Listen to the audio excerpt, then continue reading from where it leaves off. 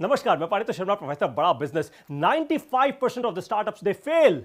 इस कोर्स को देखने के बाद ना ये नंबर बहुत कम हो जाएगा। ये कोर्स उन सभी प्रोफेशनल सोलोप्रेन्योर्स, एंटरप्रेन्योर्स और स्टूडेंट्स के लिए है जो सक्सेसफुल स्टार्टअप करना चाहते हैं। आई एम श्योर आप में से बहुत सारे लोग सक्सेसफुल एंटरप्रेन्योर बनना चाहते हैं, स्टार्टअप करना चाहते हैं।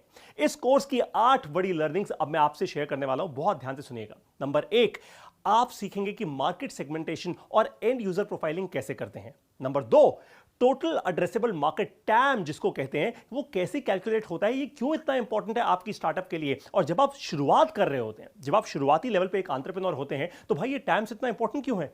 नंबर 3, परफेक्ट कस्टमर पर्सोना आप कैसे बनाएं। अगर अपने कस्टमर को समझा तो भाई बल्ले बल्ले, अगर अपने कस्टमर को नहीं समझ पाए ना तो आप जितनी भी मेहनत कर लेंगे आपकी स्टार्टअप का फेलियर पक्का है। Number 4, learn how to identify your next 10 customers. देखिए, हर एक स्टार्टअप, चाहे वो B2B हो यानी बिजनेस टू बिजनेस या B2C हो, ये बहुत इंपॉर्टेंट है कि सबसे पहले आप अपने सबसे पहले 10 पेइंग कस्टमर्स लाएं, उसके बाद नेक्स्ट 10, उसके बाद नेक्स्ट 10। ऐसे करते करते जब आपके पास पहले 100 कस्टमर्स आ जाते हैं ना, फिर आप एक कॉन्फिडेंट एंटरप्रेन्योर बन जाते हैं। इसको कहते हैं product market fit.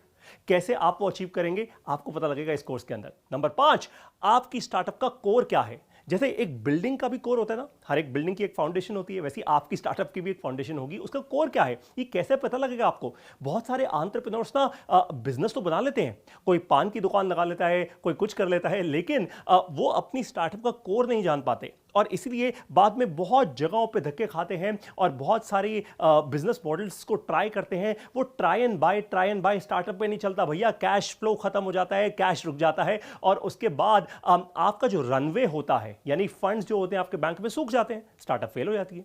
Number 6, learn how to convert your prospective customer to a paying customer. बहुत इंपॉर्टेंट है। बहुत सारे लोग कहते तो हैं भैया मेरे पास इतने सारे कस्टमर हैं, पर अगर आपका कस्टमर आपको पे ही नहीं कर रहा या आपका प्रोडक्ट मान लीजिए आपको लगता है 500 रुपए का है, कस्टमर कहता है जी 100 रुपए का है, हो गया ना मिसमैच। तो अगर आपका कस्टमर आपको पे करने को तैयार नहीं है तो आपकी स्टार्टअप कभी सक्सेसफुल नहीं होगी। Number 7, super solid business model कैसे बनाएं, सबसे क्रिटिकल होता है। बहुत सारे एंटरप्रेन्योर आज की दुनिया में ये सोचते हैं भाई फेसबुक जैसा प्लेटफॉर्म कोडिंग करेंगे, बना लेंगे, ऐसे कमरे में बैठे बैठे मार्क ज़करबर्ग ने भी बना लिया तो मैं भी बना लूंगा, कौन सी बड़ी बात है ना। कस्टमर अपने आप आ जाएंगे, वो अपने पैसा देंगे। ऐसा नहीं होता भाई। सिर्फ YouTube पर वीडियो डालने से प्रोडक्ट नहीं बन जाता, सिर्फ YouTube पर वीडियो डालने से आपको बिजनेस नहीं बन जाता। बिजनेस मॉडल कैसे बनाते हैं ये बहुत इंपॉर्टेंट है आपके लिए सीखना। अगर आपको फंडिंग रेज करनी है, ये मिलियंस ऑफ डॉलर्स की जब फंडिंग रेज होती है ना, वो एंटरप्रेन्योर्स के पास जादू क्या होता है, ये जादू उनका बिजनेस मॉडल होता है। बिजनेस मॉडल का मतलब है पैसा कैसे बनाएंगे आप, ये आपका इन्वेस्टर आपसे जानना चाहेगा। नंबर 8, प्रोडक्ट की सही प्राइसिंग, सही मार्केट लॉन्च कैसे करें, ये बहुत क्रिटिकल है। कई बार आपका प्रोडक्ट बहुत बढ़िया होता है लेकिन प्रोडक्ट की प्राइसिंग सही नहीं है।